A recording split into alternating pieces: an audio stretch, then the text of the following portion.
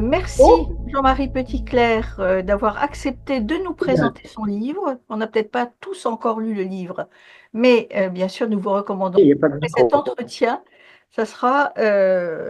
l'envie en sera encore plus grande. Voilà, donc je laisse à Marie-Hélène le soin de... Voilà. Pour introduction, Voilà. déjà, je vais vous montrer le livre de Jean-Marie Petitclerc. C'est à propos de ce livre-là que nous avons eu la chance d'avoir son accord pour qu'il puisse nous présenter les choses. Mais donc, je le remercie d'autant plus. Mais ça, c'est d'autant plus intéressant, comme vous le savez, que notre thème de réflexion cette année est bien transmettre ou témoigner. Et le titre de l'ouvrage, Vivre la transmission, est exactement dans notre préoccupation. Et nous avons affaire à Jean-Marie Petitclerc, un grand spécialiste du témoignage et de la transmission, je pense, parce que, euh, comme, euh, comme vous le savez peut-être parmi vous, mais moi je ne le savais pas, Jean-Marie est un prêtre salésien qui a une longue expérience auprès des jeunes de milieux défavorisés. Il est un auteur déjà très prolifique, il a déjà publié de nombreux ouvrages. Et ce dernier qui vient d'être publié chez Salvatore nous interroge d'autant plus en cette période où nous nous posons des questions sur cette affaire de témoigner ou transmettre. Alors, pour commencer, moi, j'aimerais bien savoir quelques petits mots, quelques mots de votre parcours pour en être venu à entrer dans cette congrégation de Salésiens, et notamment avec l'intuition que vous citez dans votre livre de Jean Bosco, dont vous pensez qu'elle est particulièrement, répond à une période qui pourrait avoir des points communs avec notre période. Donc, est-ce que ça vous en irait de nous dire quelques mots de votre parcours pour commencer? Oui, donc effectivement, mon parcours de formation initiale m'a mené donc jusqu'à l'école polytechnique. Et à l'époque, j'avais l'intention ensuite de m'orienter vers l'ENA. Euh, Suite à un grave accident de sport, donc je pratiquais l'athlétisme à haut niveau et ma jambe s'est fracturée lors d'une compétition officielle au stade Yves du Manoir à Colombes.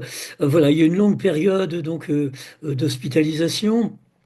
Différentes opérations. Et c'est un peu durant ce moment-là, qu'en relisant ma vie, je m'apercevais que j'avais plus de bonheur dans mes activités de chef scout, puisque dans mes temps libres, j'étais chef scout sur le quartier de Saint-Médard, que dans mes activités de conseiller. Je travaillais beaucoup à l'époque avec Jacques Attali, qui était mon professeur de petite classe. Et donc, je suis tombé par hasard sur une vie de Don Bosco, à la fois prêtre, et j'avais eu ce désir à un moment lorsque j'étais enfant, à la fois éducateur, et puis ayant un rôle politique, hein, puisqu'il était très apprécié du ministre anticlérical de l'Intérieur, qui appréciait effectivement ses bons résultats en termes de prévention de la délinquance sur les faubourgs de Turin. Donc j'étais un peu enthousiasmé par le parcours de cet homme qui est un véritable visionnaire. C'est lui qui a un peu initié le concept de prévention dans le monde éducatif, appliquant le slogan des médecins: mieux vaut prévenir que guérir, au champ éducatif, mieux vaut prévenir que réprimer. Il avait été terriblement choqué par sa visite des jeunes en prison. À l'époque, bon nombre de jeunes des campagnes euh, se tourner vers la grande ville et les faubourgs de Turin, espérant une vie meilleure, et rien ne se passait comme il l'avait rêvé. Il se retrouvait sans emploi à la rue, beaucoup étaient obligés de voler pour survivre, et beaucoup atterrissaient dans ces prisons de la ville de Turin. Et en voyant tous ces adolescents en pleine force de l'âge croupir dans ces cellules, il se dit, au sortir de la prison: mais si ces jeunes avaient pu rencontrer, avant d'en arriver là, quelqu'un qui se rendre attentif à leurs problèmes, à leurs difficultés, on aurait pu éviter cette incarcération si néfaste à leur devenir.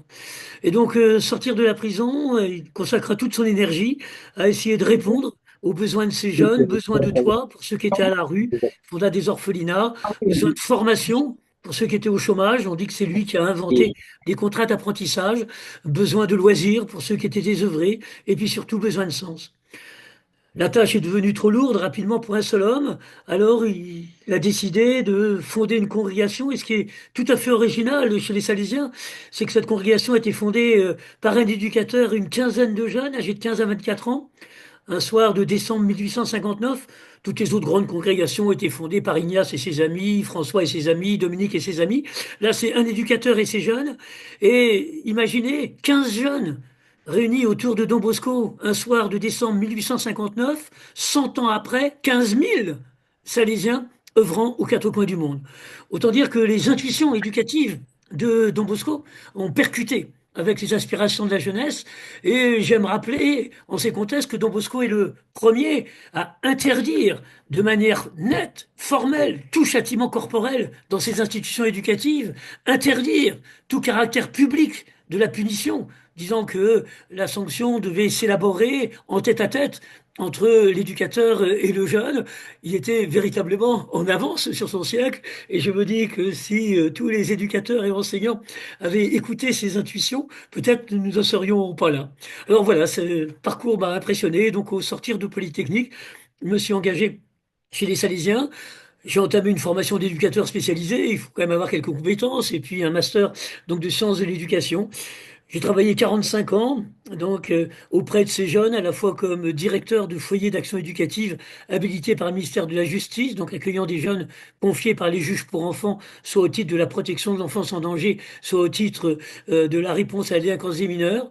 Et puis j'ai surtout travaillé en prévention dans ces quartiers qualifiés de sensibles, à la responsabilité d'équipes d'éducateurs de rue, œuvrant donc dans les quartiers sensibles de la banlieue parisienne ou de la banlieue lyonnaise. J'ai ainsi fondé l'association Le Val d'Occo en 95 sur la dalle d'Argenteuil, un quartier qui avait été traumatisé par la violence des émeutes urbaines du début des années 90, et l'association qui a été fondée à partir de la rencontre entre un collectif d'habitants inquiets pour le devenir de leurs enfants dans le contexte d'une cité marquée par une telle violence et des Salésiens de Don Bosco, dont je faisais partie, désireux de réexpérimenter le modèle de leur fondateur dans la réalité contemporaine de la banlieue d'aujourd'hui. Ah ben merci pour cet exposé complet. Alors, bon, maintenant, on peut peut-être en venir à ce livre précis que vous avez publié récemment, euh, où vous faites un parallèle justement entre notre situation contemporaine, un peu défiante vis-à-vis des institutions démocratiques, et l'Italie de l'époque de Don Bosco, qui était également défiant vis-à-vis de la monarchie de l'époque. Alors, vous évoquez Don Bosco à cette occasion ce parallèle vous pousse, pourquoi ce parallèle vous pousse-t-il à écrire ce livre précis aujourd'hui de Vive la transmission? Qu'est-ce qui a déclenché la nécessité d'écrire maintenant?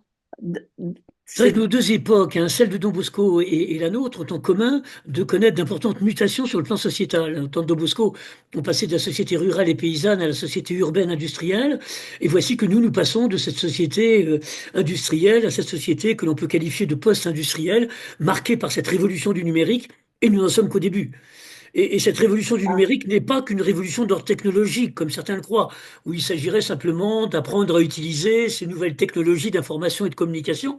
Il s'agit d'une véritable révolution culturelle, puisque nous assistons à une évolution du rapport au temps, le tout de suite, qui caractérise le numérique, une évolution du rapport à l'espace, l'abolition des frontières, une évolution du rapport au savoir, avec l'intelligence artificielle, et une évolution du rapport aux autres, avec cette grande horizontalité des réseaux sociaux. C'est ce qui caractérise le réseau social, c'est que le like de l'expert qui a travaillé 3 ans sur un sujet a la même valeur que le like du piéton interrogé lors d'un micro-trottoir. Et à partir de cette majorité de likes se forge une pensée et qui va être adoptée par un certain nombre de jeunes. Combien il m'a paru important de se dire, mais comment transmettre à ces jeunes d'aujourd'hui ces valeurs. Vous savez, euh, Jean-Louis Savage-Révert considérait que notre époque ressemble un petit peu à l'époque de la Renaissance, mais à l'époque de la Renaissance, eh bien, on s'appuyait sur l'héritage gréco-romain. Alors qu'aujourd'hui, à notre époque, on a cette tentation du wokisme où il s'agirait de tout effacer, comme si on allait repartir à zéro avec de nouveaux repères. Donc il m'a semblé assez urgent d'insister sur cette transmission parce que j'entends beaucoup d'adultes dire ah mais les jeunes d'aujourd'hui ils n'ont plus de repères. Mais c'est à nous de transmettre les repères. C'est notre responsabilité. J'entends beaucoup d'adultes être un peu sidérés face à la montée de la violence à laquelle nous assistons. Mais comme j'aime à le dire, la violence, c'est la manière naturelle de régler le conflit. A en conflit avec B, vous supprimez B, le conflit est réglé. Ce qui n'est pas naturel et qui est le fruit de l'éducation, c'est la convivialité et la paix. La capacité d'établir une relation pacifique avec celui qui ne partage pas les mêmes convictions que moi, avec celui qui n'est pas animé par les mêmes objectifs que moi, ça c'est pas inné, ça s'apprend. Alors, autrement dit, pour Don Bosco, et c'est ça où son intuition était assez extraordinaire, c'est celui qui sut décoder les phénomènes de violence comme symptômes de la faillite de l'accompagnement éducatif. J'entends tellement aujourd'hui de gens dire mais qu'est-ce qui se passe? Les enfants, ils deviennent de plus en plus violents, de plus en plus tôt. J'aime répondre, le bébé du 21e siècle ne naît pas plus violent que le bébé du 20e.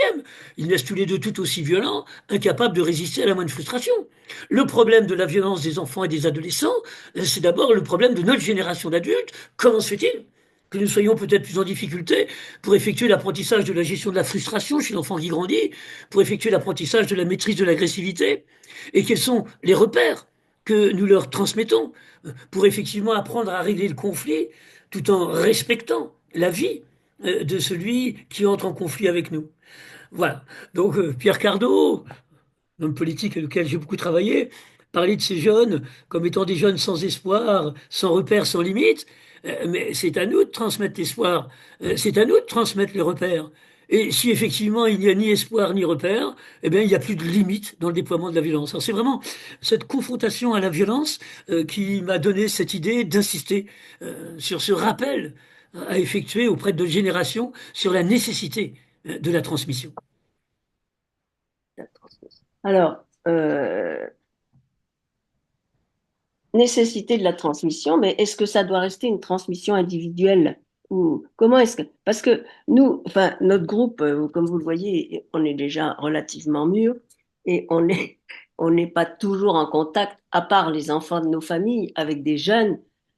Et d'ailleurs, quelquefois, on peut se demander si les enfants, que, nos petits-enfants, quand nous en avons, sont si différents ou pas des jeunes qui sont actuellement en formation à l'école, éventuellement en faculté. Euh, est-ce que tous les jeunes sont pareils dans tous les milieux? Est-ce que le fait que selon les milieux, il y a peut-être des différences ou pas, ou bien sont-ils tous confrontés à cette évolution électronique sidérante et recevant ces masses d'informations à partir de leur téléphone? Enfin, moi, je trouve que c'est pas si évident de se dire qu'on peut agir, comme vous le dites, à l'éducation et à et pour essayer d'éviter cette confrontation de la violence, de réponse au conflit par la violence uniquement. Comment est-ce que vous voyez ça? Ah, vous avez raison hein, de dire que les jeunes, c'est pas une classe sociale, c'est une classe d'âge. C'est comme les quadragénaires, ils ont tous 40 ans, entre le chômeur longue durée et le PDG d'une entreprise, il y a quand même quelques différences. Donc n'allons pas avoir un discours globalisant sur les jeunes, hein, mais ils ont en commun d'appartenir à cette classe d'âge, c'est-à-dire de vivre cet itinéraire de sortie de l'enfance pour accéder à l'âge adulte. Et j'aime dire que les jeunes d'aujourd'hui sont en ce sens comme les jeunes d'hier. Ce qui a changé, c'est l'environnement dans lequel ils grandissent. C'est la manière qui est nôtre, adultes, de les accompagner. Et vous avez raison d'insister sur ce rôle majeur des écrans. Mais comme j'aime à le dire, j'entends des adultes dire c'est pas possible, les écrans. C'est pas les jeunes qui ont inventé les écrans, c'est nous. C'est notre génération qui a inventé les écrans. Et nous avons choisi de les mettre entre leurs mains. Et là aussi, il s'agit un peu d'être responsable, de ne pas dire ah ben les jeunes avec les écrans, c'est pas eux qui ont inventé les écrans, hein, c'est nous. Et la question qui se pose aujourd'hui, c'est comment effectivement transmettre les repères pour utiliser de manière intelligente ces smartphones, ces ordinateurs portables, tous ces écrans qu'ils utilisent. Hein. Vous savez, je prends souvent l'exemple dans les conférences que je fais aux parents sur éduquer à l'âge des écrans. Je dis, imaginez que vous confiez une Toyota hybride à votre jeune de 18 ans. Et puis, ben, vous savez pas trop comment ça marche. Et des fois, il y a des voyants, des aiguilles. Et votre jeune, mais non, papa, t'en fais pas, moi je connais ça mieux que toi, il n'y a pas de souci. Même si vous ne connaissez rien au fonctionnement d'un Toyota hybride, il vous revient de veiller à ce que votre jeune suive les règles du code de la route. À la limite, même si vous ne savez pas les expliquer. Si je me dis pourquoi il faut rouler à droite, tu sais, il y a des pays où on roule à gauche, papa. Oh ben vas-y, essaye, puis tu verras. Je rencontre des parents qui confient un smartphone dernière génération à un gamin de 12 ans sans aucune consigne éthique d'utilisation. Et j'ai envie de dire que le repère, à mon avis, le plus évident, hein, c'est celui qui est nommé dans la Bible de Jérusalem la règle d'or. C'est ne fais pas à l'autre ce que tu n'aurais pas envie qu'il te fasse. Moi, je ne cesse de dire aux ados qui pianotent sur leurs écrans, avant de toucher sur la clique envoi, mets-toi dans la peau de celui qui va recevoir le message. C'est pas une question de bien mal, parce que là, les jeunes vont ergoter, mais c'est une question de mets-toi dans la peau de l'autre. Hein. Et je crois que si l'adolescent est habité par ce réflexe, hein, le smartphone est un formidable outil de communication. S'il n'est pas habité par ce réflexe, le smartphone peut être un terrible outil de harcèlement. Mais le Ah problème, oui, c'est pas le carrément. smartphone. Le problème, c'est l'usage que l'on fait du smartphone. Or, ce qui se passe aujourd'hui, et que je trouve assez regrettable, c'est que des parents sont complètement dépassés. Ils ont vu effectivement les écrans arriver, sont dépassés. L'école, aujourd'hui, ben interdit. J'interdis l'écran. C'est bien que notre génération confie l'éducation aux écrans aux pères, aux jeunes adolescents. Ce sont tous les jeunes adolescents, à tous ces copains, à qui on confie l'éducation aux écrans. Je dis, il y a quelque chose qui ne va pas bien. C'est quand même à nous, adultes, d'être capables de transmettre ces repères qui vont permettre une bonne utilisation des écrans, même si on ne connaît pas bien le fonctionnement des écrans et que s'ils le connaissent beaucoup mieux que nous. Je sais que les jeunes que je côtoie connaissent beaucoup mieux que nous l'usage de toutes ces applications qu'ils ont. Mais il nous revient de transmettre ce repère, principal étant celui de respect de l'autre. Et puis d'éduquer à l'empathie. Éduquer à l'empathie, c'est éduquer l'enfant à se mettre à la place de l'autre. L'enfant, spontanément, est très égoïste, il est très autocentré. Ça fait partie de la mission de l'éducateur, hein, de lui apprendre à se mettre à la place de l'autre. Ce qui caractérise aujourd'hui bon nombre de ces comportements de jeunes, c'est leur absence totale d'empathie. Vous savez, je Oui. travaille auprès des jeunes de la rue depuis 40 ans, comme je vous le disais. Il y a une quarantaine d'années, les guerres de bande, ça a toujours existé. Songeons à la guerre des boutons. Là, il n'y a rien de nouveau au fait qu'une bande d'un quartier vienne se friter avec la bande d'un autre quartier, au seul motif qu'ils ne sont pas du même quartier, et puis le prétexte peut être futile, un mauvais regard, le fait d'avoir pris une fille. Ça, c'est pas nouveau. Ce qui est nouveau, c'est que, il y a encore 40 ans, lorsqu'un gamin était à terre, ben voilà, on avait gagné. On avait gagné, on s'en allait, on avait gagné. Et de voir ce phénomène de lynchage, à coups de pied, à coups de batte de baseball, du gamin à terre, et parfois jusqu'à la mort, alors là, c'est vraiment le signe d'une absence totale d'empathie de ces jeunes qui commettent ces actes. Hein. Et j'ai envie de dire, mais l'éducation à l'empathie, ça fait partie de notre mission d'éducateur. C'est pas inné. Le gamin, naturellement, il n'est pas empathique, il pense qu'à lui. C'est vraiment une des missions principales de l'éducateur, d'apprendre à l'enfant, à l'adolescent, à être capable de se mettre à la place de l'autre. Hein. Voilà pourquoi je pense que nous sommes tous concernés, quel que soit notre âge, sur apprendre aux jeunes à réguler cet usage des écrans, à les utiliser de manière respectueuse de ceux grâce aux écrans avec lesquels ils vont communiquer. Voilà. Et là encore, on revient à cette question de la transmission, hein, transmission de ce repère, le repère fondamental étant le respect de l'autre. Respect de l'autre. Oui, le respect de l'autre, c'est tout à fait vrai. Et alors ça, c'est tout à fait vrai et tout à fait exact dans une relation personnelle, je dirais, individuelle. Est-ce qu'il y a d'autres aspects qui seraient plus Euh, sociétaux? Parce que, Alors, vous savez, l'intuition de Don Bosco, dans cette période de mutation, hein, parce que c'est vrai que j'entends parler de crise. Ça fait 50 ans qu'on parle de crise dans notre pays. 50 ans. J'aime dire une crise qui dure, ça s'appelle pas une crise. Hein, ça s'appelle une mutation. Mutation. Et combien effectivement il est important hein, d'en prendre conscience. Et Jean Bosco, sa grande intuition, c'est de se dire que lorsque la confiance s'estompe dans les grandes institutions, donc, en son temps, c'était les institutions liées à la monarchie qui étaient en complète voie d'effondrement. Aujourd'hui, c'est la confiance dans les grandes institutions républicaines, que ce soit la police, l'école, la justice.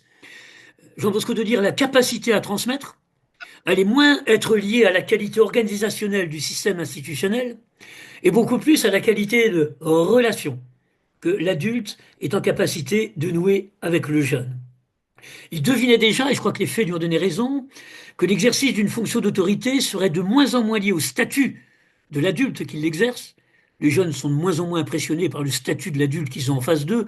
On se souvient de l'apostrophe de notre président de la République par un collégien de troisième lors d'un bain de foule en province. Alors Manu, comment ça va? S'adressant au président de la République comme il serait adressé aux voisins du quartier. Mais que cette capacité à transmettre allait beaucoup plus être liée à cette qualité de la relation. Autrement dit, j'ai écrit récemment, participé à la rédaction d'un ouvrage collectif sur le management de la génération Z destiné aux chefs d'entreprise, le fait que nous passons d'une autorité statutaire à une autorité relationnelle.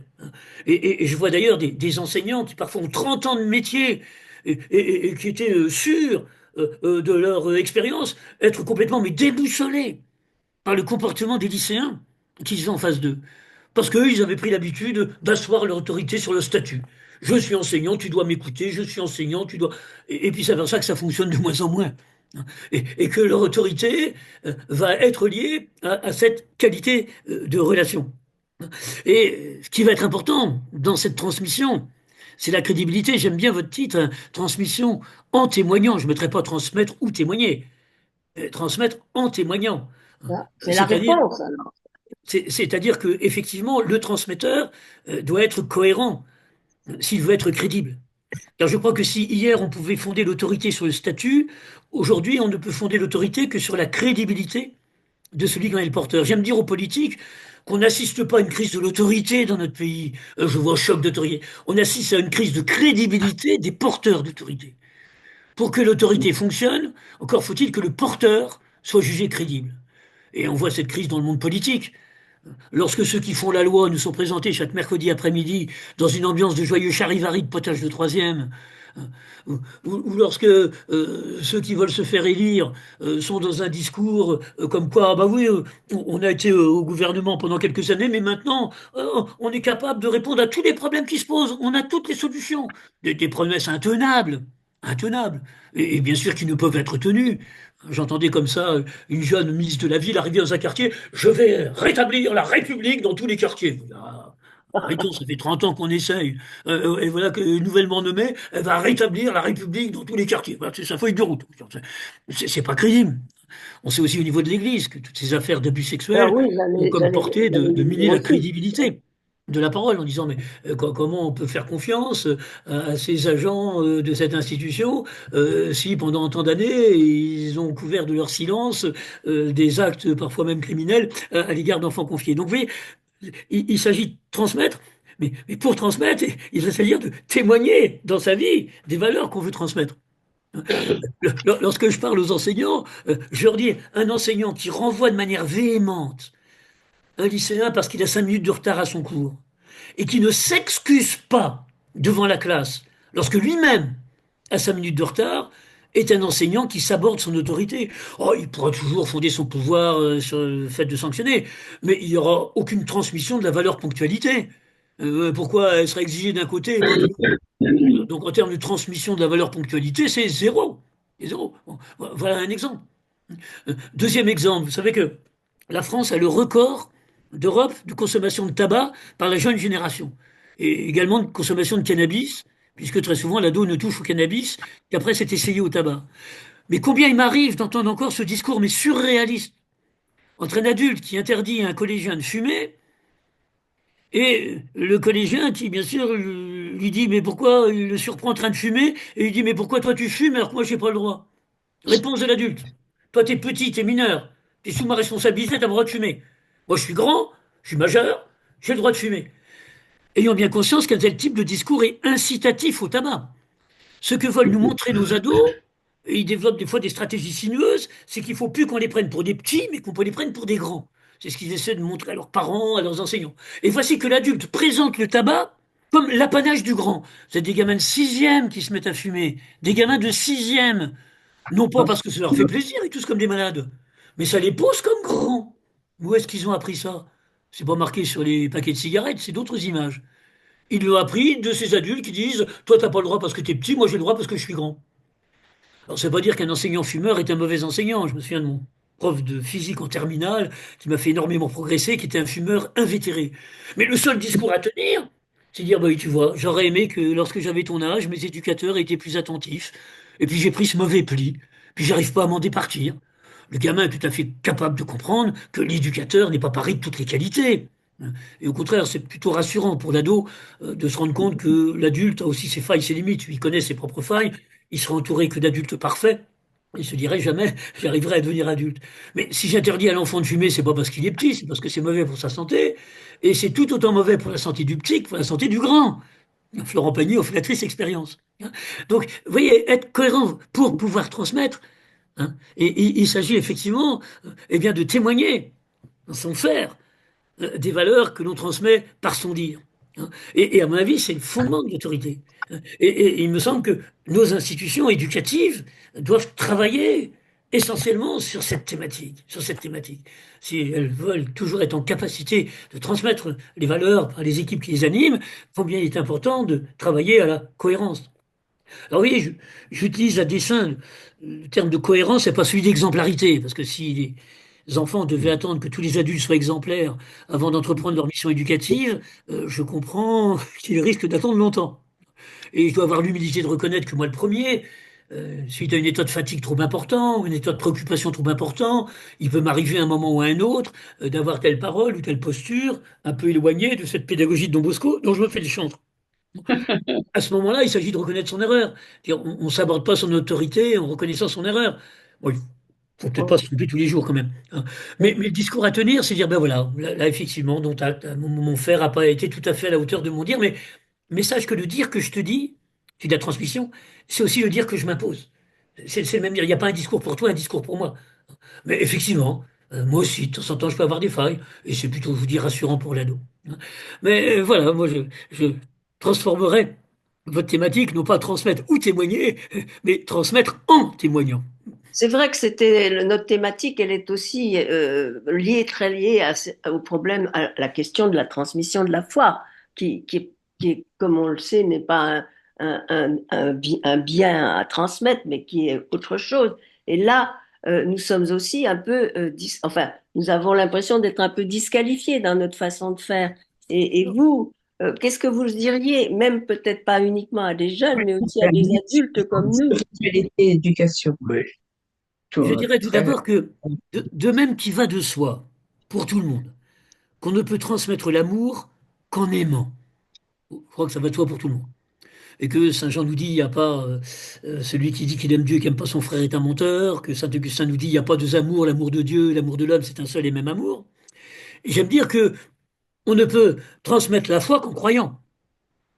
C'est-à-dire c'est en croyant en le jeune que je peux effectivement transmettre ce message que Dieu croit en lui. Parce que de même que l'amour que l'homme porte à Dieu est la réponse à l'amour que Dieu lui porte, de même la foi que l'homme porte à Dieu est la réponse à la foi que Dieu lui porte. Le premier qui croit, c'est Dieu. Dieu croit en l'homme, de manière à ce que l'homme croit en lui, hein, et puis en retour puisse croire en Dieu. Donc ça, j'ai envie de dire, quel que soit l'âge, comme je vois des grands-parents, ce qui va marquer l'enfant, c'est de sentir que ce grand-parent croit en ce petit enfant, malgré tout ce qu'on peut dire sur la jeunesse, malgré toutes les caricatures qu'on peut faire. Et je crois que ce grand-parent ne pourra transmettre le message d'un Dieu qui croit en lui que si lui-même veut dire, ouais, moi je crois en toi. Mais pourquoi tu crois en moi? Parce que Dieu croit en toi. Et c'est ça la foi. C'est pour ça que j'aime pas ce mot de transmission de la foi. C'est comme, je n'arrive plus à dire l'expression j'ai la foi, comment je vais la transmettre? C'est comme si l'un me disait, alors j'ai l'amour. Je commence à dire j'ai l'amour de ma femme, j'ai l'amour de mon copain, je pense que c'est sur le chemin de le perdre. J'y suis qui dit j'ai la foi, alors, vous savez qu'on peut traduire le mot fides soit par le mot foi, soit par le mot confiance. Hein. On va dire, tu sais, moi j'ai de la confiance, hein. Ah, est-ce que toi tu as la confiance? Ah ben non, la confiance. Non. Fais confiance. La foi, c'est de l'ordre de la relation, c'est le croire. C'est pas un substantif. Alors, je dirais comme ça des gens qui pensent que leur transmettre la foi, c'est transmettre un dépôt de foi qu'on enferme dans un écrin doré, et puis chaque génération, on asticote l'écrin, et puis il y a de la pourriture au milieu. Non, non, le modèle de la transmission, c'est bien le modèle de la germination. Et ce qui est important, c'est dans cette transmission, c'est qu'il ne s'agit pas de transmettre notre manière de croire. Et il s'agit d'éveiller cet enfant à ce qui sera sa manière de croire. Je prends souvent cet exemple. Aucun d'entre nous n'a la même représentation de Jésus ressuscité. Et ce qui est d'ailleurs étrange dans l'Évangile, c'est que chaque fois qu'il y a une apparition où on va se dire, bah tiens, il a la forme du jardinier, hop, le récit suivant, ah ben non, il a la forme du touriste qui invite à un barbecue sur une plage, hop, le récit suivant, il a la forme d'un autostoppeur sur la route d'Emmaüs. Chaque fois qu'on se construit une représentation de Jésus ressuscité à partir d'un texte évangélique, le texte suivant démolit la représentation. Autrement dit, chacun a sa représentation. Transmettre la foi en Jésus ressuscité, c'est pas transmettre sa représentation de Jésus ressuscité. Je mène un petit peu un combat contre ces BD qui paraissent et où on représente Jésus ressuscité, c'est le même habillé en blanc. Moi, je dois vous dire, mon meilleur copain meurt. 3 jours après, je rencontre le même habillé en blanc, je le reconnais tout de suite. Tout de suite. Or, c'est pas ce qui se passe. Ils le reconnaissent jamais. Donc, ça peut pas être ça. Et combien j'ai envie de dire que transmettre une telle représentation de la résurrection à des enfants devient à l'âge de l'adolescence un obstacle à la fois de la résurrection. Des ados qui me disent, oh, c'est pas possible, j'ai enterré grand-père et tout ça, tu crois qu'on va le revoir le même habillé en blanc? Je dis, non, ça c'est de la connerie. T'as raison, t'as raison, c'est pas ça. C'est ce lien d'amour qui continue de survivre, puis chacun va construire comment se représenter le fait que le lien d'amour n'est pas cassé avec la mort. Mais voilà, donc je crois que évitons se transmettre la foi qui serait, je sais pas, transmettre d'abord des articles. Non, non, c'est d'abord transmettre cette foi. Et j'ai envie de dire que, j'en reviens au début, de même que je ne peux transmettre l'amour qu'en aimant, de même je ne peux transmettre la foi qu'en croyant. Et ce dont les jeunes ont le plus besoin aujourd'hui, c'est de rencontrer des adultes qui croient en eux. Et je rencontre parfois des ados au bord du suicide. Non pas qu'ils n'aient pas été aimés, ils vivent dans des familles aimantes. Non pas qu'ils n'aient pas été aidés, ils ont rencontré des kyrielles de psy. Mais ce qui a manqué, c'est de rencontrer l'adulte capable de leur dire, j'ai besoin de toi, j'ai besoin de toi. T'es unique, t'es indispensable. Alors ils commencent à se vivre comme des problèmes, plutôt que comme une chance. Et parfois l'idée noire surgit. Qu'en se supprimant, ils vont supprimer le problème pour leur environnement. Hein. Dire à chaque jeune qu'il est une chance, qu'il est unique. Parmi les 8 milliards, il n'y en a aucun qui lui ressemble. Hein. Et qu'effectivement, l'absence serait un trou insupportable. Insupportable. C'est ce message-là dont les jeunes ont besoin. Rencontrer des adultes qui croient en eux. Ça, c'est ce que je transmets. Puis après qu'on m'interroge, ben dire oui, si je suis habité par une telle foi en toi, c'est que Dieu auquel je crois, il croit en toi. Il croit en toi. Alors comment moi, homme, je pourrais ne pas croire en toi si le Dieu auquel je crois est habité par cette telle foi en toi? Écoutez, voilà beaucoup d'idées à penser tranquillement. Alors, je pense que parmi nos auditeurs, des questions sont arrivées. Qui voudrait intervenir et peut-être poser une question? Alors, Jean-François, je crois. Oui, oui, merci beaucoup. Moi, je voudrais revenir sur la formule que vous venez d'utiliser, transmettre la foi en croyant. Parce que je crois que cette formule est ambiguë, en fait. Parce que beaucoup de gens vont dire, ça veut dire être capable d'apprendre à réciter le credo. Mais c'est pas ça que vous avez voulu dire, je pense, hein. Quand vous dites transmettre la foi en croyant, Et témoigner, c'est en plutôt témoigner. sur le sens Non, en j'ai ayant la dit, même confiance dans l'autre que Dieu a en nous. Enfin, est-ce tout que à vous fait. pouvez un peu développer ce point de vue? Je C'est crains qu'il y avait transmettre la entendu. foi aux jeunes, ça passe d'abord par croire en ce jeune. Oui, C'est c'est en croire en croyant soi, en ce c'est ça, jeune. avoir confiance en lui. Bien sûr, c'est en croyant en ce jeune. Hein. Il s'agit effectivement d'être habité par cette confiance en ce Et que jeune. Dieu croit en lui, exactement, c'est très important. Ça. Exact. Ouais. Et je crois que les jeunes, ils sont sensibles. Comme je vais vous dire, ce que les jeunes ont besoin, c'est de rencontrer des adultes qui croient en eux. Moi, je vois ce discours parfois désespérant qu'on leur tient. Euh, Chaque fois que j'interviens sur un campus étudiant et que je suis amené à parler des incidences du réchauffement climatique, en même temps, je leur parle de la confiance qui est mienne en leur génération, dans la capacité qui va être leur de pouvoir trouver réponse à ce nouveau défi. Voilà. Et ça me paraît important. Or, j'entends des fois des adultes qui ne font que parler de l'aspect négatif et qui ne doublent pas leur discours de ce discours en disant mais j'ai confiance en vous. Et c'est vrai que je vois des jeunes ingénieurs merveilleux là dans les startups où ils sont en train de fabriquer des grands ballons, là les containers passeront au-dessus de nos têtes. Enfin, et tas d'idées pour essayer de diminuer la consommation de carbone. Ils sont assez extraordinaires cette jeunesse, hein.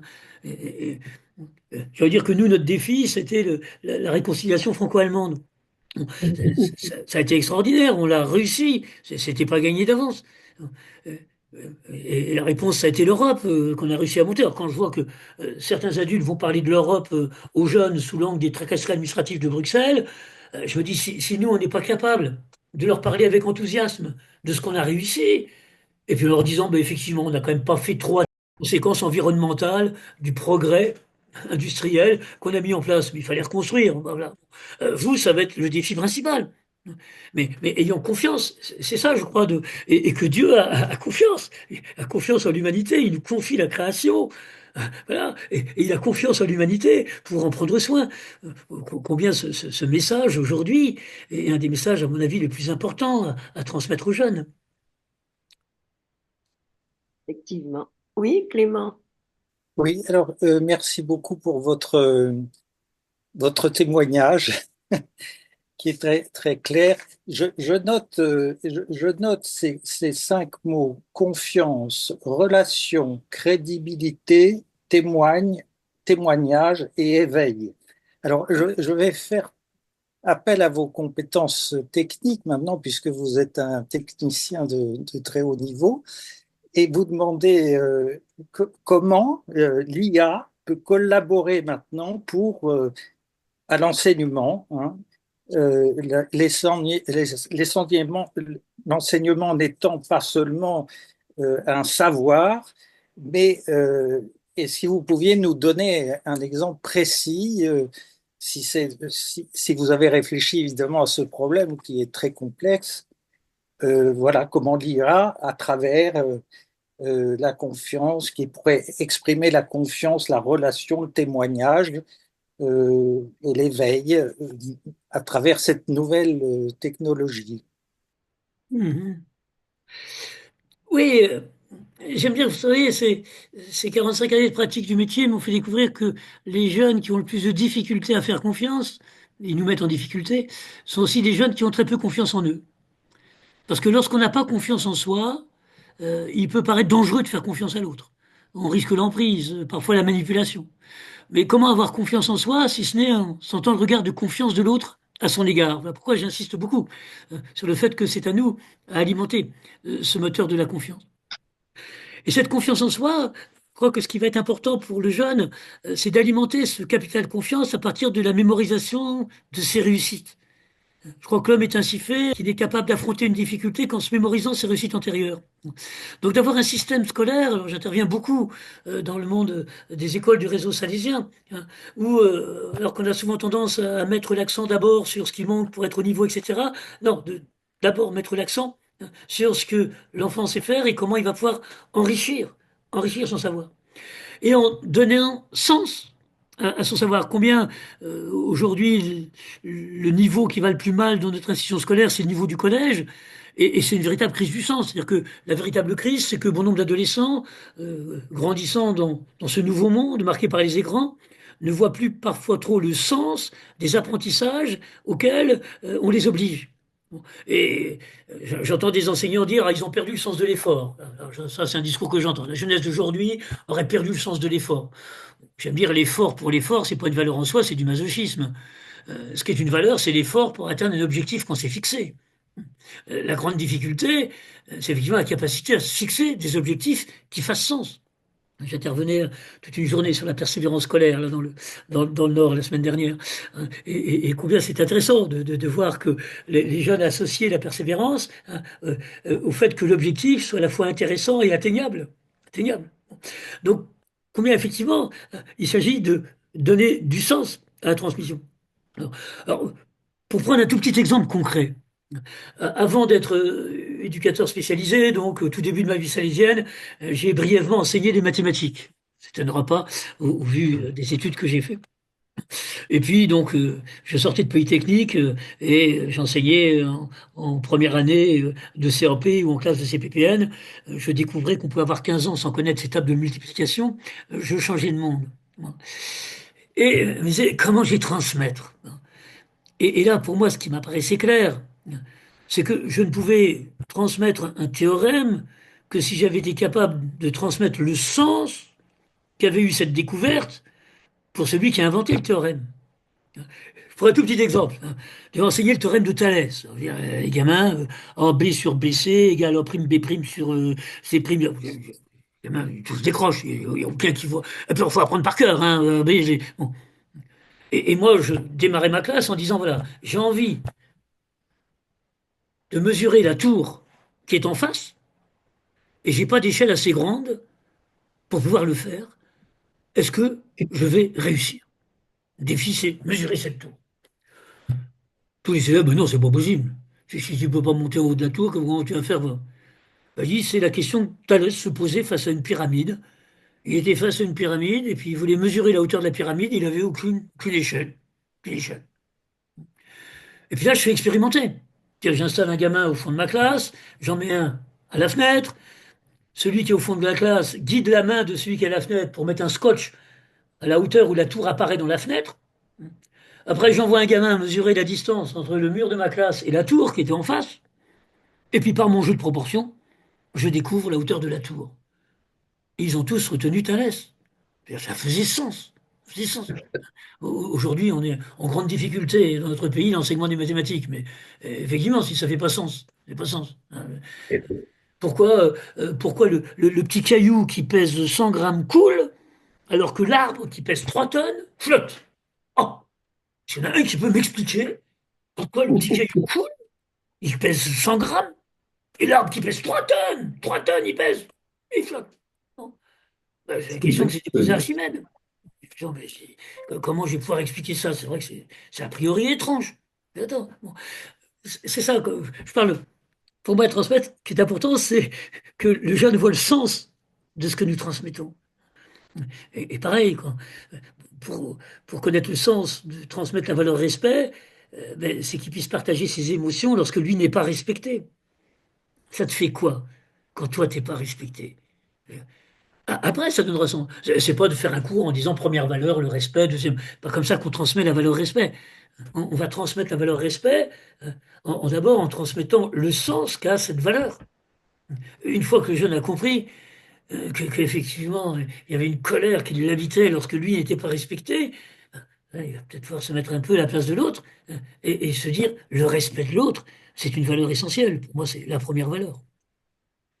Oui, mais ma question était comment utiliser l'outil IA qu'on a actuellement pour transmettre précisément ce sens et transmettre la bonne nouvelle. Non, comment dire, l'outil, c'est, comment dire, transmettre la bonne nouvelle d'un amour plus fort que la mort, c'est pas l'ordinateur qui va permettre de le mettre. C'est là où je dis, dans la transmission des valeurs, le rôle de l'homme, de la femme est essentiel.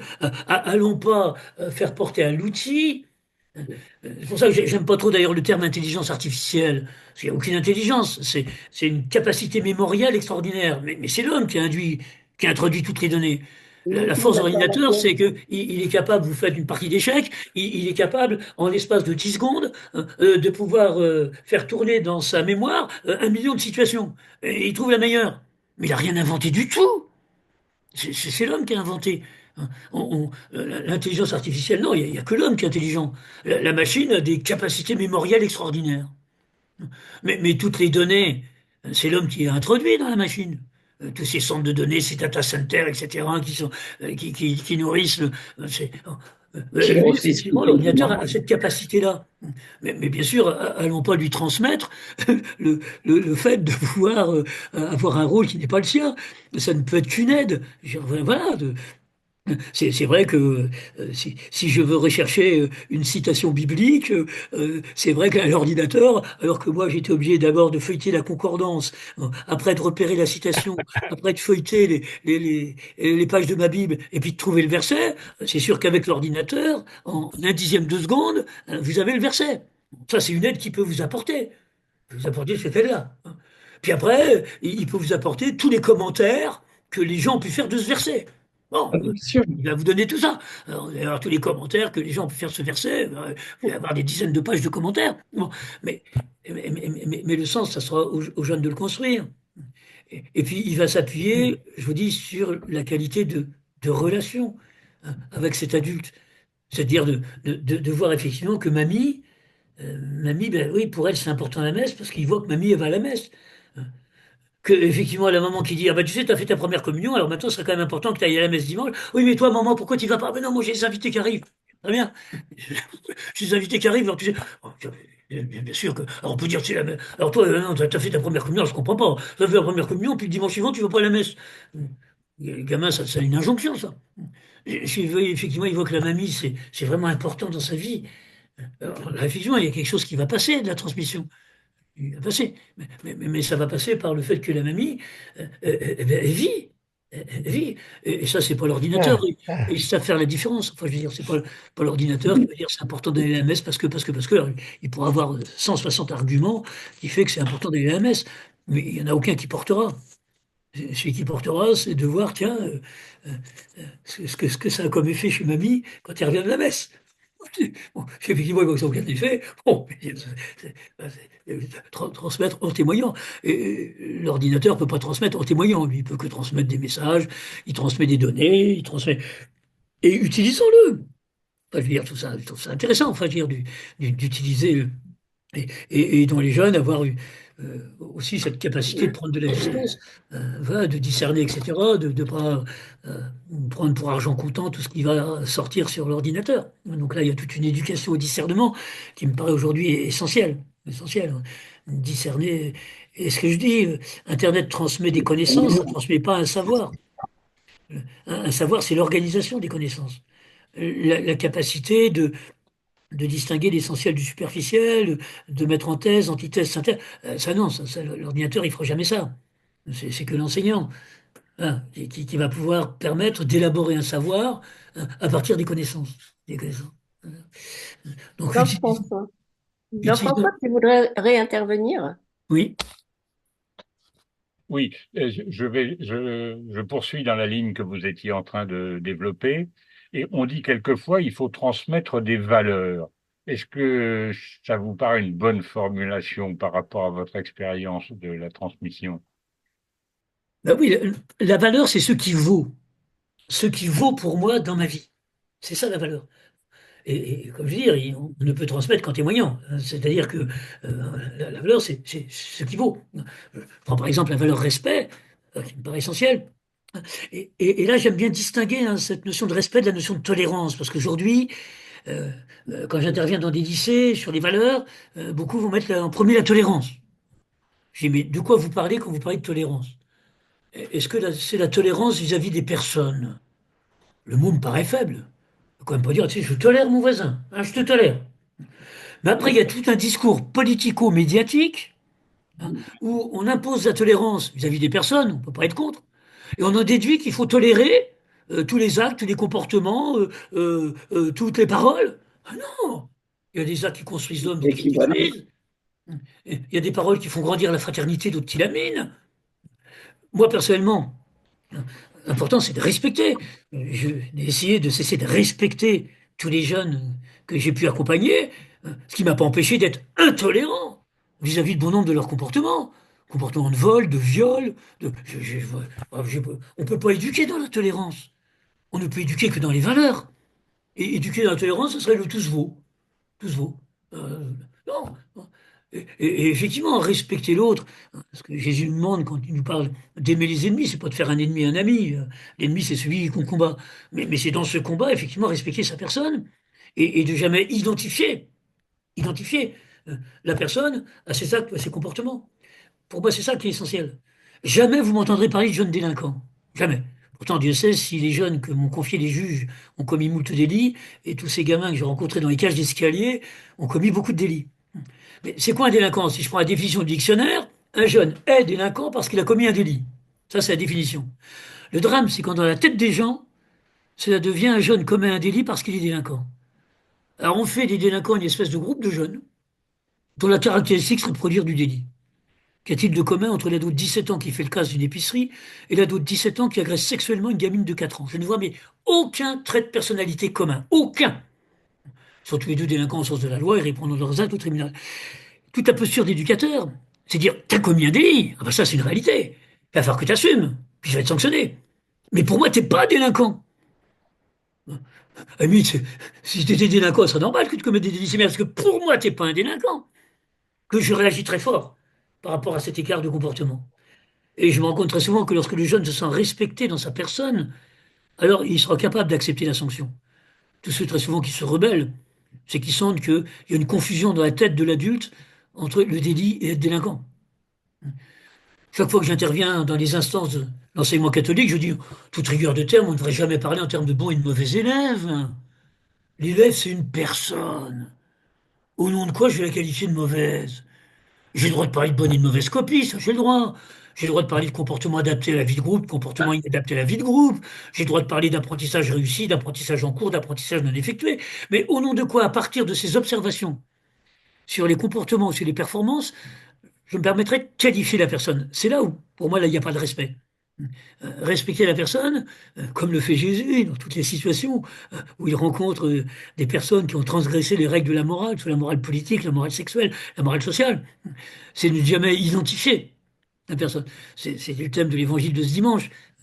Femme adultère, on connaît de cette femme ni le nom, ni l'âge, ni la situation, et on va la définir par son comportement. Jésus refuse, il se baisse puis il écrit, on n'a rien à cirer, c'est le principe. Et il se relève quand il s'adresse à la personne. Personne. Et il lui ouvre un avenir. Il n'est pas d'accord avec l'adultère, mais il lui prévoit un autre avenir. Pour moi, pardonner, c'est ça. C'est t'as menti, mais t'es pas un menteur. T'as commis un délit, mais pour moi, t'es pas un délinquant. T'as volé, mais pour moi, t'es pas un voleur. Et je vais pas réduire ta personne à ce comportement que tu as mis en place. Pour moi, c'est ça, transmettre les valeurs. Mais ça se fait effectivement que c'est pas un cours de philosophie avec, citons les trois principales valeurs. C'est de voir combien cette valeur, eh bien, elle est inscrite dans mon faire éducatif. Et que cette valeur du respect du jeune que j'ai en face de moi va se traduire dans mon faire éducatif par le fait de ne jamais l'identifier, jamais, à ses comportements de l'aujourd'hui ou à ses performances de l'aujourd'hui. Merci, merci pour toutes ces précisions. Est-ce qu'il y a encore une petite question, une grande question? Moi, j'aimerais bien qu'on revienne sur ces images que vous prenez, la parabole du jardinier et la parabole du semeur. Est-ce que vous pouvez nous en dire un mot? Ouais. C'est vrai que Jean Bosco compare l'art éducatif à l'art du jardinier. Alors, en se disant, et pourquoi? C'est que il faut que la graine prenne racine de manière à éclore à sa nouveauté de plante ou d'arbre. De se dire donc, dans l'éducation, il y a à la fois la transmission, transmettre cet héritage culturel, familial, social, culturel, religieux, et non pas pour que le jeune imite, mais pour que le jeune invente. J'aime dire que lorsqu'un professeur de français enseigne les grands auteurs, son but n'est pas que les jeunes copient les auteurs. Son but, c'est que peu à peu, les jeunes apprennent à mettre des mots sur ce qu'ils ressentent, à la manière dont les auteurs le font si bien. Lorsqu'un prof d'économie enseigne aujourd'hui les sciences économiques, j'ose espérer que son but n'est pas que les jeunes s'approprient ces mécanismes comme étant ceux qui régiront l'économie de demain. Non, c'est que sur la base de cette connaissance des mécanismes qui gèrent l'économie d'aujourd'hui, ils soient capables d'inventer les mécanismes qui vont gérer l'économie de demain. Donc, alors ensuite, l'attitude du jardinier. Bon, de toute façon, bah, la graine pousse, plus ou moins bien. L'ado, il grandit. Hein. Et puis le jardinier, eh ben, il n'y peut rien contre les conditions météo. Il doit s'adapter. C'est-à-dire que l'éducateur, ben voilà, il y a le monde des écrans, il y a le monde des copains, tout ça, il peut rien. C'est comme le jardinier avec la météo. C'est pas lui qui va dire, ah ben non, moi je sais jardiner s'il fait beau. Mais alors s'il pleut, moi je sais pas jardiner. Alors, il va faire, s'il pleut, il faut qu'il jardine. Si c'est l'orage, il faut qu'il jardine. S'il fait beau, il faut qu'il jardine. Et donc, Jean Bosco de dire, voilà, l'éducateur, dans cette mission de transmettre, bien sûr qu'il va devoir prendre en compte des données sur lesquelles il n'a pas la barre. Il n'a pas la barre. Et puis, Jean Bosco, avec humour, dit, j'ai jamais vu un jardinier tirer sur une tige pour qu'elle pousse plus vite. Mais il dit, j'ai déjà vu chez certains éducateurs. Bien vu, hein. C'est-à-dire le respect du rythme de la croissance. Et ce qui est dramatique en France, c'est qu'on a tendance à confondre précocité et intelligence. C'est dramatique. Je me dis, je vous regarde, je me dis, il y a peut-être parmi vous qui ont marché à 10, 11 mois, d'autres à 12, 13, d'autres à 16, 18. Si vous avez commencé à marcher à 18 mois, peut-être vos parents diraient, attends, ton frère quand même, à ton âge, déjà il galopait. Enfin, personne va dire, tu sais pas marcher à 18 mois, allez coucher comme à 8 mois, on recommence. Puis si je fais une course aujourd'hui, c'est pas celui qui a appris à marcher le plus tôt qui va gagner la course. Il en va de même de l'intelligence. Dans notre système scolaire français, Einstein aurait été orienté en Ulysse. Orienté en Ulysse, ces dispositifs d'aide aux jeunes légèrement déficients et qui sont plus lents que les autres. Il fallait voir les appréciations de ses professeurs. Einstein, le petit Albert, là, qui a toujours besoin de plus de temps que les autres, et jamais il était capable de rendre le devoir à l'heure. C'est devenu des intelligences les plus prodigieuses du XXe siècle. Mais le rythme de l'intelligence, ben, c'est comme celui de la marche. Ça dépend de chacun. Alors c'est vrai que j'ai des enfants beaucoup plus précoces. C'est-à-dire que l'intelligence se développe plus vite. Et si vous faites le test du QI à 10 ans, il a un QI largement supérieur à tous ses copains de classe du même âge. Mais ça ne veut pas dire qu'il va devenir un génie. Vous savez, si tous les gamins précoces dans notre pays devenaient des génies, ça se saurait. Hein. Ça se saurait. Quand je vois le nombre de gamins précoces, si tous devenaient des génies, je crois que notre pays, on ne serait pas là. Non. Mais j'ai des parents qui pensent que parce que leur gamin est précoce, c'est un génie. Non, non, mais un gamin dont l'intelligence se développe plus vite, et bien sûr, il est important que l'école s'adapte à ce rythme d'intelligence qui se développe plus vite que celui de ses copains. Mais je vois même des gamins qui ont eu leur bac à 14 ans, je ne les vois pas avoir percé comme les grands chercheurs qui ont révolutionné la science au XXIe siècle. Hein, au XXIe siècle. Bon, beaucoup deviennent, c'est tout, leur intelligence s'est développée plus vite. Puis il y en a d'autres pour lesquels l'intelligence se développe moins vite. Voilà. Bon. Mais combien ça me paraît important. Et c'est pour ça que Jean Bosco insistait sur euh, sur cet art du jardinier qui à la fois tient compte de l'environnement, qui à la fois est respectueux du rythme, voilà, et de se dire que c'est pas lui qui décide du rythme de croissance. C'est pas lui qui va faire un truc évaluation. Allez, hein, dans un mois, la tige, il faut que tu sois là. Dans un mois et demi, il faut que tu sois là. Dans 2 mois, il faut que tu sois là. Non, la tige, elle va grandir. Va grandir. Lui, son rôle, c'est d'offrir le meilleur terrain, pour qu'effectivement la croissance puisse s'effectuer. Donc c'est vrai que c'est une belle comparaison. Et pour la foi, ben, Jésus prend cette même image, hein, le semeur. Hein, et puis dire, ben voilà, moi je trouve que dans le semeur, il y a une typologie des jeunes. Vous savez, il y a les jeunes, bon, on lance la parole, et puis ils écoutent, et puis dès que les copains arrivent, les corbeaux, c'est terminé, quoi. Il y en a d'autres, on lance la parole, alors c'est les JMJ, une grande ambiance, tout le monde, le pape, ah c'est fabuleux. Bon, mais c'est complètement superficiel, dès qu'ils retrouvent la vie réelle, ça s'en va. Et il y en a d'autres, on lance la parole, et puis il y a telle préoccupation sur le plan familial, sur le plan scolaire. Ben, ça c'est les ronces. Les ronces. Et puis ben, il y a certains, ça va être cette bonne terre. Mais ce que je trouve extraordinaire dans ce message du semeur, c'est que Jésus ne fait pas une étude de marché. Je vois parfois des jeunes collègues prêtres qui veulent faire une étude de marché. C'est-à-dire que je vais réserver la parole à ceux dont je pense qu'ils sont capables de m'écouter. Non, Jésus, il lance la même graine partout. On peut imaginer quand même qu'il aille pas cacher la graine sur le chemin, dans les ronces et qu'il la mette que dans la bonne terre. C'est pas ce qu'il fait. Il jette la graine partout. Chacun a le droit. Puis après, effectivement, dans la croissance de cette parole, eh bien, ça va dépendre. Ça va dépendre. Ça va dépendre de l'environnement. Ça va dépendre des préoccupations. Ça va dépendre des copains. Ça va dépendre de cet environnement propice. Voilà. Eh Et je veux bien, dire que le mode de transmission de la foi dans l'Évangile, hein, c'est ce mode de la germination. C'est pas transmettre une graine qu'on enferme dans un écrin doré et puis qu'on va se transmettre de génération en génération, hein. Parfois, j'entends des gens parler du dépôt de la foi. Hein, j'ai toujours pas compris ce que c'était, un dépôt de la foi. Enfin, peut-être, bon, non, à chaque fois, il y a le risque. Et semer, c'est courir un risque, risque de relancer cette parole. Et c'est le risque même que si ça donne l'impression de pas, eh ben, continuer. Et même vous, les papis, les mamies, puis des fois, on voit, enfin, moi, je vois comme ça, des gamins qui sont complètement éloignés, puis quand arrive l'enfant, demande de baptême, puis on se souvient, et puis voilà, donc, et sans se décourager, c'était le conseil que Marie donnait au petit Don Bosco, sois fort, humble et persévérant. Les trois conseils pour transmettre, hein. Sois fort, oui, des fois, c'est plus facile de se taire. Sois humble, ne crois pas que c'est toi qui vas révolutionner les choses, hein, t'as ta place, et puis la transmission, elle va se faire dans tellement de lieux. Puis sois persévérant, non, non, poursuis, continue. Eh bien, merci beaucoup de cette conclusion. Effectivement, nous avons reçu vos encouragements pour continuer de jardiner notre environnement, notre monde, si possible, nos petits-enfants pour commencer. Voilà, merci beaucoup de tous ces propos qui sont bien réconfortants pour nous à venir. Et stimulant. Merci à vous de votre attention, surtout, parce que c'est pas Merci facile là, beaucoup. d'écouter comme ça Merci en beaucoup. visio. Merci de votre attention. Merci beaucoup.